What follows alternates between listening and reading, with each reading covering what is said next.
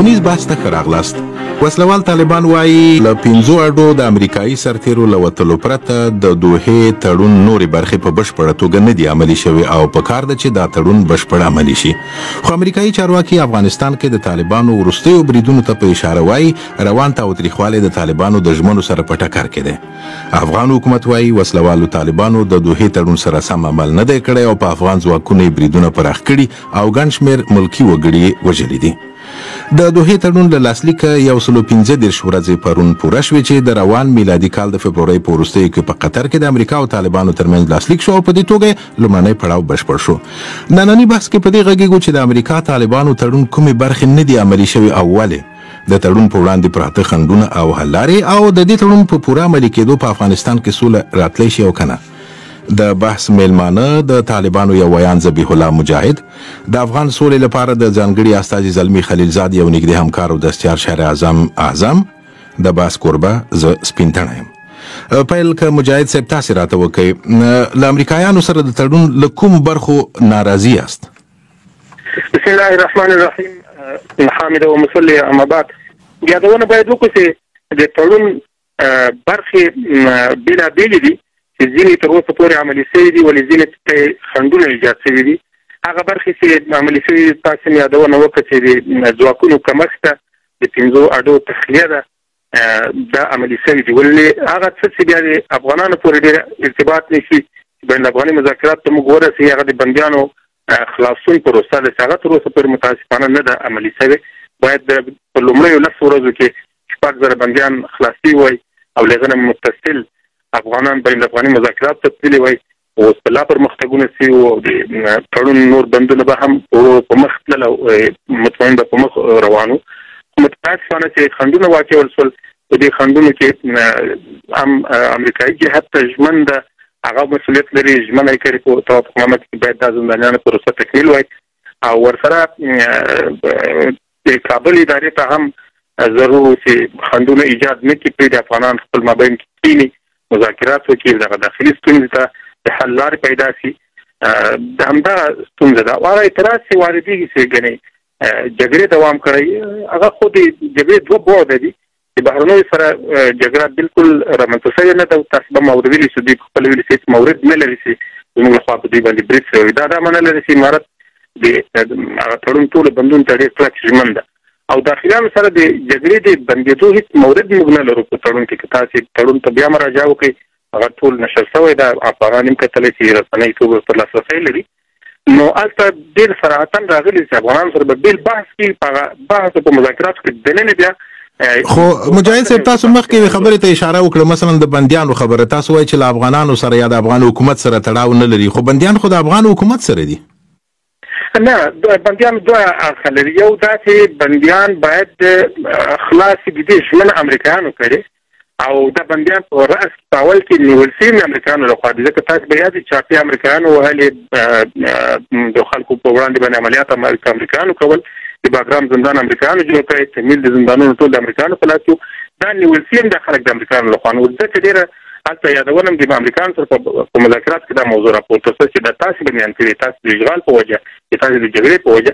دوی 2 ځایه هلته ژمنه کوي چې موږ دغه بندیان خلاصوو. د دې په خاطر څه اعتماد رامنځته دي او په لوی سر کې دا د بندیانو خلاصون د دې په خاطر نه دی چې موږ ګنې یو نیوکه کوو یو بانجوي کوو، بلکې دا یو ډېر لوی پرمختګ ده چې لویه جګړه تېره شوې. 19 کلنه جګړه طبعا دواړه اړخونو ته د اعتمادۍ منځته راغلي دي. د اعتماد د پیاوړتیا لپاره باور لږ جوړېدا لپاره خیر کېدای شي مجاهد صاحب کېدای شي دې موضوع ته راستانه شو ځکه د بندیانو مسله لا انجمنه ده او په دې به ستاسو دلایل او د حکومت د لوري دلایل هم واورو. خو راځي چې اعظم صاحب له تاسې واورو، فکر کوئ چې د ښاغلي مجاهد څرګندونې څومره په ځای دي او ولې امریکایان خپلې ژمنې نه عملي کوي؟ زه په اول قدم کې دا چارج کول غواړم چې زه چې کومې خبرې کومه دا زما خپل شخصي نظر دی، ډاکټر صاحب خلیلزاد پورې کوم تعلق پیله نه لري. زه د هغه سره د هغه د مسلو تر سرحده پورې ملګری یم، کوم د کاري ټیم برخې نه یم، ځکه چې هغه یو د امریکایي ټیم مشري کوي او زه افغان یم. خبره داسې ده چې تا چې موږ نن د سولې په درشل کې د دوحې توافقنامه د امریکایانو او طالبانو ترمنځ لاسلیک کړله یا شوله، دا یوه ساده خبره نه ده. دا ډېر یو درون او عظیم کار و، دا یو غیبي وحی نه وه، دا له کوم ځای څخه راغلی کومه نقصه نه وه. د لپاره سخت خواري وایستل شو. ډاکټر صاحب زلمي خلیلزاد نور ملګرو ورسره په شمول زما په دې کې کلونه زحمت وایستل شو چې دنیا دې ته آماده شي چې موږ په دې جنګ کې نه افغانان ور ګټه لري نه امریکایان لري او موږ باید د جنگ د خاتمې لاره پیدا کړو. او بل اخر نتیجه دا شو چې د دوحې تر کانفرنس پورې ورسېدل. د دوحې کانفرنس ته باید په دې درانه نظر باندې کتل شوی. هغه په دې معنا باندې چې په دې کې جګړه د امریکایانو او د طالبانو ترمنځ د اختتام خواته لاړه ده. قرارداد ترمنځ امضا شو، تړون ترمنځ امضا شو، معاهده وشوله چې نور به په بل باندې جګړه نه کوي. ځکه جګړې اصلي اړخونه مدا وو، خو د طالبانو رژیم او امریکایان راغلل هغه یې ووهه او په نتیجه کې بیا د جناب امیل کرزي نظام جوړ دولت جوړ. معنا جنگ د طالبانو او د امریکایانو ترمنځ دا د جنگ یو اساسي برخه و چې باید د امریکایانو سره حل شوی وي. هغه حل شو. په هغې مسوده کې تاسو په یاد دا شی راغلی و چې که چیرې یوه ماده عملي نه شي دا بله هم معنا نه لري. معنا ټولې سره وتړلې، یعنې د افغان دولت د هغې بنیادونو ساتنه، بیا په دې کې د امریکایانو وتل، په دې کې به صلح، په دې کې اوربند او په دې کې دا ټول مسایل سره یو د بل سره تړلي وو او دا باید مرحله په مرحله مخته تللی وي. مونږ په همدې باندې غږیږو. ګور اعظم صاحب مونږ په همدې غږیږو مرحله په مرحله چې وایو دغه د لومړۍ مرحله یې پای ته ورسېده، خو یو په بل تورونه کوي. د ښاغلي مجاهد خبرې مو واورېدې مثلا ولې امریکایان د خپل لوري نه عملي کوي دا تړون. اوس تا عرض وکړم امریکایانو خو دا دومره وکولی شو چې د افغانستان په حکومت باندې دا فشار وارد کړ چې د دوحې معاهدې ته باید دی درست پاتې شي، وفادار پاتې شي او د هغې د حل لاره باید په مخ باندې درسته ویسي. ولې زه تاسو ته یو عرض وکړم چې ټول قانون خو امریکایان نشي کولی. موږ په خپل افغانان من حیث افغانانو دا زموږ وظیفه جوړېږي چې دوی څنګه صلح ته لاړ شو او د دې اوږده جنګ نه ځان خلاص کړو او د خپل ورور لاس ته خپل ګریوان وباسو. په دې کې لویه نیمګړتیا چې من سره ده اول عدم اعتماد، اول حسن نیت چې هغه پیدا نه شو. زه تاسو ته په سپینه دا خبره کوم که موږ رښتیا ونه یو موږ د مسلې حل نشو پیدا کولی. زه د افغان حکومت سره د سولې په پروسه کې هم ملګری وم. زه د څو میاشتو لپاره هلته وم چې د امریکایانو او افغانانو ترمنځ د سولې په مورد کې یو پل شمه او هغه نیمګړتیاوې چې دوی پې نشي پوهېدلی یا مشکل ورسره مخ کېږي یا په هغې باندې دوی د دې ذهن بلې خواته ځي هغوی دوی متوجه کړم. مګر تاسو یقین وکړئ چې کومه ورځ د دوحې معاهده امضا شوله افغان حکومت د هغې سره د عدم همکارۍ قدم پورته کړ. تاسو ولیدل چې د ډاکټر صاحب زلمي خلیلزادې څومره کمپاین وچلو د فیسبوک په ذریعه او حتی د امریکې تر حکومته پورې خبره ورسول. د امنیت شورا مشاور هلته ولېږو چې د نه شکایت وکړي په دې مسله کې. د دې معنا څه شی وه؟ د دې معنا دا وه چې دغه صلح چې کومه د دوحې په کانفرانس کې ترتیب شوې وه دا د لپاره د منلو وړ نه وه. خو د افغان حکومت ګیله اوس دا ده اعظم صاحب، د افغان حکومت ګیله دا ده چې دوی له پامه وغورځول، له طالبانو سره کېناستل، له دوی نه چا پوښتنه ونه کړله، هر څه چې کېږي په خپله مخه یې کوي او د ځینو افغانانو نظر هم دا دی. زه تاسو ته عرض وکړم ډاکټر زلمي خلیلزاد تاسو د تېر تاریخ وګورئ. هره مسله چې په دوحه کې بحث شوې ده اول له افغان حکومت سره شریکه کړې ده او بیا تلې دوحې ته او بیا د دوحې نه بېرته راغلې ده نتیجه راوړې ده د افغان حکومت سره شریکه کړې ده. ما په وار دوی نه پوښتنه وکړه، د امنیت شورا نه مې سوال وکړ چې کوم شي باندې تاسو نه یاست خبر، مهرباني وکړئ 2 ساعته دپاره به ډاکټر صاحب زلمي خلیلزاد او ډاکټر صاحب اشرف غني په یو اتاق کې 2 په 2 کېنوئ. همصنفیان دي، په کوم شي کې نه دي پوه شوي ځان به پرې پوه کړي. مګر ما ته به ویل چې نه کومه خبره نشته، په خبره پوه یو، کوم شی نشته. د باندې به چې راووتو بیا به خبرې بدلې وې. زه تاسو په یقین سره ویلی شم تاسو وګورئ دوحې د کانفرانس په لومړۍ ورځ باندې د چالته د ډاکټر زلمي خلیلزاد او د ملا برادر اخوند ترمنځ معاهده امضا کېږي. د امریکا د دفاع وزیر راځي کابل ته او د کابل د حکومت یا د ډاکټر صاحب غني سره عین معاهده امضا کوي او په ټولو شیانو یې پوه کوي. د دوحې د قرارداد په محتویات بیا د اخر ځل دپاره پوه کوي او د ده اعتماد په دې کې اخلي. نو خبرتیا نوره څه شي؟ څومره خبرتیا نوره ورته ورکړي؟ بله راځئ چې مجاهد صاحب نه واورو. مجاهد صاحب د افغانستان د سولې لپاره د امریکا ځانګړي استازي زلمي خلیلزاد ویلي دي چې په دې موده کې له تړون سره سم خپل ځواکونه کم کړي دي، 15 اډې هم خالي کړي دي. فکر نه کوئ چې دا هغه څه و چې تاسې غوښتل؟ بله و دغه پرمختګونه سوي دي په لومړیو 115 ورځو کې موږ راپور راکړ چې ځواکونه هم چې د امریکایانو ورسره په تناسب د هغوی د متحدینو ځواکونه هم چې همدارس 15 عادي هم تخلیه سوي دي. دا یو ښه پرمختګ ده. موږ د دې نه هرکلی کړی، تاسې تېره ورځ موږ اعلامیه واورېده او خو داسې ملاحظه پکې د 2-3 ملاحظې شته، هغه باید د جبران شي. اول داسې د زندانیانو پروسه اوس کمه پاتې، باید دا تکمیل شي او کوم جهتونه چې خنډونه اچوي دا باید وانه شي. مخکې تاسې یو خبره وکړه چې مثلا افغان اداره ته یا د کابل اداره چې هغه ګیله لري چې دوی پروسې نه دي باندې وي څرنګه. اوس کله چې د خارجیانو سره دغه مسله حل شوه، اوس افغانان په خپل مابین کې کېنو د بین الافغاني مذاکرات چې موږ کله وایو ټول افغانان یادوو او ټول جهتونه به په دې کې شرکت لري. اوس دوی ته نوبت رسېږي چې خپل واک کې خپل وینا دپاره لري. نو خو د هغو لپاره هم تاسو شرایط ږدئ. مثلا یو شرط مو دا دی چې باید د ستاسو بندیان خوشي شي. افغان حکومت درته وایي چې 4.5 زره خوشي کړي، دا نور هم خوشي کول لږ حوصله راته وکړئ ځکه دغه کسان چې دي په جنایتونو کې ښکیل دي. تاسو ورته وایئ چې نه زموږ خبره ومنئ. دا خو ګورو بیا مخکې چې راځم ته یادونه وکړو د دوحې تړون ډېر لوی تړون و. دا باید یوه عادي نسخه نه وه. موږ په دې کې تغییر راولو او کمیونیکاسي وکړو د چا په غوښتنه. دا لوی تړون ته باید په لوی نظر وکتل شي. هلته فیصله شوې چې باید شپږ زره زندانیان خلاص شي. موږ دې ته تعهد لرو له خپلې خوا. مقابل جهت هم باید بانهجویي ونه کړي. له ابتدا نه دغه بانې نه وي. کله بیا ویلي له سره هېڅ بندیان نه پرېږدي، بیا ویلي 1.5 زره پرېږدي، بیا ویلي 2 زره پرېږدي. مختلفې بانې د دوسیو په اړه مو ولیدې. اوس هم دغه خو همدغه ستاسو خبره که چېرته دوی بانې کولی خو دوی به نه در خوشي کول، هغه د 4.5 زره یې در خوشي کړل، معنا دا چې بانې نه کوي. هغه خو نو بیا له بلې وجې سوي دي، خوشي سوي دي. ممکن هغه شیر اعظم صاحب تاسو واضح ووایي چې هغه په جریان کې دی. نن امریکایان په دې باندې فشار چې ما یادونه وکړه چې بندیان امریکایانو نیولي. اوس هم امریکایان دې ته یعنې هغه خپله ژمنه یې نه ده پوره کړې. موږ هغوی ژمنه دا وه چې زندانیان باید په 10 ورځو کې خوشي کړي، ځکه دا کسان نیولي امریکایانو. موږ دغه تعامل او دغه امضا او لاسلیک د بندیانو د خلاصون له امریکایانو سره کړی. موږ چې کله بین الافغاني مذاکرات ته راځو خو همدا خبره کېدای شي دوی درته وکړي چې له امریکایانو سره مو کړی ده، نو له موږ څه غواړئ؟ او افغان حکومت کېدای شي دا درته ووایي. موږ کابل له کابل ادارې نه یوه غوښتنه هم نه ده کړې چې موږ ته بندیان راپرېږدي. موږ خبره د هغه ټیم سره کړې، د امریکایي ټیم سره چې موږ په کانال کې ورسره موجود یو، هغو سره خبره. نو خو بندیان خو د افغان حکومت سره دي. دوی معنی ایجادي د افغان کابل اداره صرف یو پیردار په صفت بندیان ساتي. نیولې امریکایانو دي. دا ټول خلک تاسو معلومات په باګرام کې موږ خو زندان نه درلود. د امریکایانو جوړ کړی ده. د چاپي امریکایانو ویلي دا خلک له کورونو امریکایان راوستي هلته اچولي په 10 کاله 11 کاله تر 20 کاله پورې قید ورکړی. دا پروسه اصل د سیستم د امریکایانو سره وه. د کابل اداره باید معنی ایجاد نه کړي. موږ دا غوښتنه دوی نه کوو چې موږ ته بندیان راخلاص کړي. صرف معنی دې نه ایجادي د سولې په وړاندې مثلا د بندیانو قضیه نه د موږ پرېږدو چې دوی د مذاکراتو د پیل په وړاندې خنډونه نور هم لري. خو خیر مجاهد صاحب، افغان حکومت همیشه دا وایي چې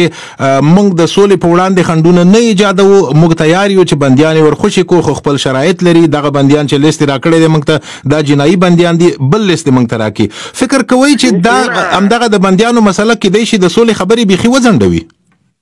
نه، دغه خبره خپله چې دوی کوي دغه خنډ ده. ځکه دا موږ بندیان ته وایي جنایي بندیان نه دي. که جنایي بندیان وایي دوی به په جنایي بلاکونو یا په جنایي برخه کې اوسېدل. یعنی ستاسو خبره همغه ده چې بل نوملړ نه ورکوئ. همدغه کسان چې دوی وایي چې په جنایتونو کې ښکیل دي، جرمي په اصطلاح بندیان دي، تاسو وایي چې نه همدغه دې راخوشي کړي. بالکل د یو جرمي دوسیه نه لري، ټول سیاسي بندیان دي یا جنګي اسیران دي. همدا دې خوشي ځکه دغه لیستونه په توافقنامه کې شامل دي. په همدا لیست ورکړ بیا لاسلیک شوی چې دا بندیان به راخوشي کوئ. دا توافقنامې برخه ده. موانع درېږي. د افغانستان قضیه ډېره لویه قضیه ده. دلته ملي منافع دي، نظام ده، آینده لرو او دلته سولې او اتکاف ته ضرورت ده. د افغانانو ترمنځ ضروري ته ضرورت ده. دغه 500 بندیانو 600 بندیانو قضیه ډېره کوچنۍ مسله ده. باید د هر څه زر حل شي. افغانان خپل مابین کې د مذاکراتو فرصت پیدا کړي او سره کښېني. یوه خبره بله چې شی غواړم چې اعظم صاحب ځواب راکړي. اعظم صاحب، یوه خبره بله چې شی وه په دې تړون کې چې هغه د تاوتریخوالي د کمولو مسله ده، خو اوس موږ چې ګورو برعکس تاوتریخوالی زیات شوی دی. مثلا دا 2 ورځې مخکې په سمنګان کې د ملي امنیت په مرکز باندې برید وشو او زلمي خلیلزاد هغه وغانده او طالبان په دې باندې ګرم کړل. او په تړون کې دا راغلي دي چې طالبان به په افغان ځواکونو بریدونه نه کوي. که داسې ده نو ولې نه عملي کوي د دوی خوا؟ تاسو خبره درسته ده. یو شی دی چې په افغانستان کې اوسنۍ د جګړې حالت انتقامي شکل ولري، یعنی انتقام ته خبره ووتله. دا درنه غمیزه دا اوږده خطرناکه جګړه دا د افغانانو ویني دا بدبختۍ دا مصیبتونه چې زموږ په خلکو رالل او موږ دې نه عبرت نه اخلو. مخکې دې چې سمنګان مسلې ته راشم اول دا د بندیانو خبرې ته راځم. د بندیانو په مسله کې ګوره ډېره واضح خبره ده 4,500 یا 4,300 بندیان ایله شول دا 600 بندیان مجاهد صاحب درست ویلې. ته فرض کړه یو په میډیا کې راځي وي دا پاکستانیان یو ورځي وي دا فوجیان یو ورځي وي دا آیساید په دې نه خوشي کوو بیا وي دا جرمي دي ورورت د وزیمي مسلې د خاتمې لپاره د ستر جنگ د خان منصور جنگ د خاتمې لپاره دا 15,000 چې لکه دا 1,000 نور ملکه نو ولې په دې کې داسې رون میکانیزم نه وکړه چې زلمای خلیلزاد له طالبانو سره کېناسته کله چې امریکا له طالبانو سره تړون کاوه او اوله ماده هم همدغه د بندیانو د خلاصون مسله د ځکه لغه وروسته باید افغاني خبرې اترې د افغانانو ترمنځ پیل شي ولې بیا دغه شیان په نظر کې نه نیول چې په دې کې به دغه سلوړې ژورې راځي دغه سټیټي جګي به راځي مشکل به راځي ولې یو میکانیزم د څار په دې کې نشته عرض په دې کې د ګوره دا یو معاهده او یو تعهدنامه و چې ترمنځ امضا شول او په دې باندې افغان حکومت خبرو په تفصیل په هر ماده باندې په خبرو هر نقطه خبرو افغان حکومت ورته یې خو دا اول سر نه چې راځي نه یم د 15,000 کسان بندیان دي لکه دوه سره دا شی نه منم اصل خبره هیڅ خبره نه و کله چې معاهده امضا شوه بندیان شروع شول اوس اخر ته چې رسیږي اوس په کې دا خبرې راوځي د دې معنا دا ده چې دلته د سولې مقابل کې نور خنډونه هم را پیدا کېدای شي یو حمله دولت کې یو ځای بمبار کړي طالبان بالکل دغه جواب ورکړي د طالبانو په جواب ورکولو کې افغانان مري او د دولت په حملو کې افغانان همدا پوښتنه ما کوله اوس طالبانو چې د سمنګانو برید کړی دی د مجاهد صاحب شته کې دی شي د اشاره ورته وکړي دوی وایي چې موږ ځکه دا کار وکړو چې امریکایي ځواکونه افغان ځواکونه په موږ باندې بریدونه کوي په غیر جګړیزو سیمو کې هوایي بریدونه کیږي او د عملیات په مهال افغان حکومت ځواکونه د امریکایانو او یو د بل ملاتړ کوي نو ولې بیا امریکایان دغه ماده نه مالي کوي چې باید بریدونه پیونه شي په طالبانو باندې خبره دا ده چې د مجاهد صاحب د خبرې سره زه اختلاف په دې لرم چې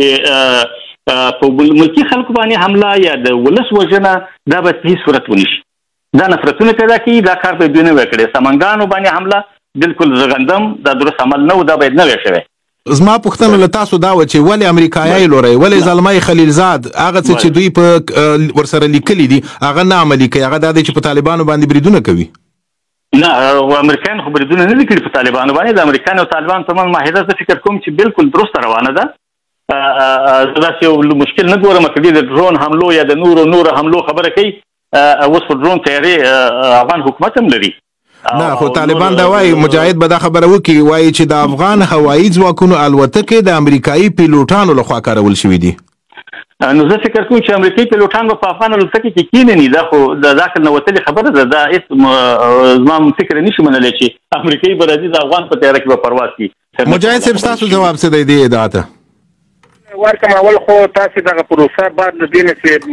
موږ به توافق وشو د جنگ اعلان به تاسو وربل موږ هر سرلې جنگ اعلانو سکل سرلې موږ جنگ اعلان نه کړی دا به تاسو شاهدان ټول ملت شاهد دی یو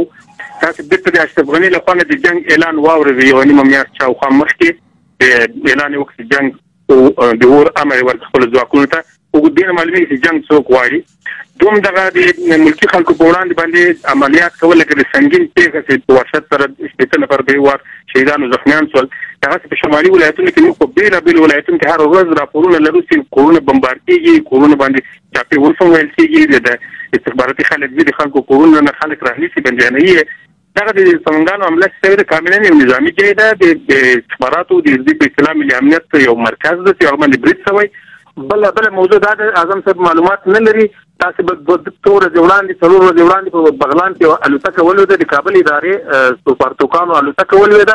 هلته امریکایانو خپل اعلامیه خبره کړه چې الوتکه ولودلې خو چاته زیان نه درته هغه پیلوټ هم زیات نه درته هغه امریکایي وو د څنګه تاسو انکار کوئ چې افغان طیاره امریکایي پیلوټان نه چلی دا واضح خبره نه ده موږ دقیق معلومات لرو نور نو خو فکر نه کوي مجاهد صاحب فکر نه کوي چې دغه کله چې مثلا دغه تړون کې د امریکایانو سره یو خبره دا هم پکې راغلی و چې تاوتریخوالی به کمیږي او بل اخر عمومي اوربند ته بلاره اوریږي بالکل دا خبره په تړون کې نشته چې عملیات به کمی کوم ذکر راغلی وي څوک نه څنګه وړاندې کوي صرف دا سوي دي چې موږ به کوشش کوو چې مذاکرات پیل شي یا بین افغاني مذاکرات بعد لغنه به دوه اړخونه کوشش کوي چې فضا نورمال وساتي کېدای شي ستاسو دا تکتیک د خلکو په نظر ګټور پریوزي که تاسو د جنگ نه لاس واخلئ یا مثلا جنگي عملیات کم کوي ځکه په هغو کې ولسي وګړي هم وژل کیږي فکر نه کوئ چې کېدای شي خلک دغه لاره در سره ومني چې دا د تاوتریخوالی کم که نو طالبان په حق دي عملیات کم شوي دي دا اوس شکل موږ ما یادونه وکړه موږ عملیات نه دي اعلان کړي څلور هر کال موږ عملیات اعلانول موږ شکل اعلان نه کړ د همدې په خاطر چې موږ زمینه سازي کړې وي اوس هم د عملیاتو په خوا پسې فیصدي سلوه اوس هم هغه 40 کړه ټیټه کړې ده دا په خپله ټیټه شوې ده ولې خلک دا هم وایي چې موږ بیخي خپل لاسونه وتړو دا خو ممکن نه دي اوس د کابل اداره په ګڼو ولایتونو کې عملیات ته راوتلې سلهاوو ټانګونه عملیات دا اوس موږ په خبرې کوو د کابل سروي ولسوالۍ جګدلک سیمې ته دوی د عملیات لپاره خپل ټانګونه د نن سهار عملیات ته راایستلي خو که په دې موږ حمله کوو تاسې به وایئ چې جنګ دوام کوي خو جنګ موږ مجبور یو عکس العمل وکړو په ټولو ساحو کې دا اوس موږ دفاعي حالت کې قرار لرو مجاهدین ته ویل شوي دي او دغسې استخباراتي ځالې چې بار بار د ملکي خلک شهیداني هغه خو مجبور یو چې پر هدف باندې راولو که ایران اولو دوی په هر کې ناست دي موږ په غره کې ناست یو نو به ښه دې ته زمینه مساعد دي چې مذاکرات وکړي مننه اعظم صاحب که تاسو مهرباني وکړئ نور کوم د دې تر څنګ د بندیانو خبره خو مو وکړه چې یو لوی خنډ دی مثلا بریدونه یو په بل کېږي او پړی هم یو په بل باندې تورونه اچوي نور کوم خنډونه شته چې دغه تړون په وړاندې دي او نه دی عملي شوی د تړون ګوره تړون اساسي ماده چې تړون په حرکت راولي یا نتیجې ته رسوي هغه اساسي ماده یې دغه د بندیانو تبادله دې لپاره باید زر تر زره لار خلاص شي چې افغاني مذاکرات سره موږ لاړ شو نه خو اعظم صاحب ستاسو که یاد دا د مارچ تر 10 پورې ښوولي و چې ډېر کم وخت په هغه وخت کې و ځکه د فبرورۍ په وروستیو کې تړون لاسلیک شو او د مارچ تر 10 پورې او د 500 بندیانو خلاصول چې د هغو دوسیې ګوري د هغو نه ضمانت اخلي او هغوی خوشي کوي بیا ته په دې پوهېږې که نه چې هغوی په تا باندې بیرته بریدونه کوي که نه فکر نه کوئ چې دا اسانه خبره نه ده 4,500 چې خلاصېږي 4,000 خلاصېږي 500 بیا څه شی معنی ده هغې دپاره بیا 2 میاشتې 3 میاشتې په بر کې نیسي او هغه چې دی هغه په منډه باندې خلاصېږي ګوره د اول سر نه دا سره ختونو دا د بندیانو لکېدل دا د نس اټاني لکېدل دا ټول سره ختونو بدبختانه به زه خو وایم چې موږ رښتیا نه ویو ځکه د مسلې حل نشو پیدا کولی ځینې خلک بیا داسې فکر کوي اعظم صاحب ځینې فکر کوي چې دا تړون چې شوی دی د امریکا او طالبانو ترمنځ دا په افغانستان کې سوله نشي راوستلی او حکومت هم څنګ کوي یو ډول فکر کوي همداسې نه نه حکومت په ولې څنګ کېږي حکومت موږ همیشه ویل ګوره په حکومت کې یو نظام دی بنسټونه دي اساسات دي دا اساساتو دفاع موږ همیشه کړې ده موږ دا ویلي دي چې دا د افغانستان نهادونه دي دا که سبا ته هر رژیم په افغانستان کې وي ملي اردو ته ضرورت لري ملي امنیتي قوتو ته ضرورت لري او دا به د نظام برخه وي د دې د متلاشي کېدو یا د دې د ختمېدو هڅه باید هېڅوک ونه کړي او هر څوک دا هڅه کوي هغه به افغان دښمن وي مجاهد صاحب نه مې پوښتنه ده همدا پوښتنه مجاهد صاحب نه کوم تاسو ډېر په دې ټینګار کوئ چې ډېرې خوارۍ مو کړي دي د سولې د راوستلو په برخه کې مو هلې ځلې کړي دي خلیلزاد مو یاد کړه خو طبعا د ټولو افغانانو هیله ده چې سوله راشي په وطن کې مجاهد صاحب ځینې وایي چې دغه تړون په هیواد کې سوله نشي راستی مخکې مې د اعظم صاحب نه هم دا پوښتنه وکړله فکر نه کوئ چې د 500 بندیانو د خوشي کولو پرته تاسو دې ته تیار شئ چې راځئ خبرې اترې پیلوو بندیانو په مسله به هم کار کېږي هغه به هم خلاصېږي چې خلک یو ډول پرمختګ وګوري ستاسو په عمل کې ځکه اوس کېدای شي چې فرضاً د دغو 500 بندیانو په ځای چې تاسو یې ټینګار پرې کوئ د ورځې لسګونه کسان وژل کېږي فکر نه کوئ چې د دې په ځای چې دغه کسان ووژل شي او مخنیوی وشي لږ څه تاسو ګزاره وکړئ دا موضوع ډېره مهمه ده تړون ته باید ارزښت ورکړي څوک چې وایي دا تړون سوله او امن نشي راوستی معنا یې دا چې باید اشغال دوام کړی وای بله معنا نه لري هغه تړون په وجه باندې به اشغال پای ته رسېږي کله چې اشغال پای ته ورسېده هر هېواد د اشغال سره بدبخته کېږي چې اشغال نه وي او خپل اختیار خپلواکي پیدا کوي اوله ګټه یې دا ده چې دې سره به خپلواکي حاصلېږي یو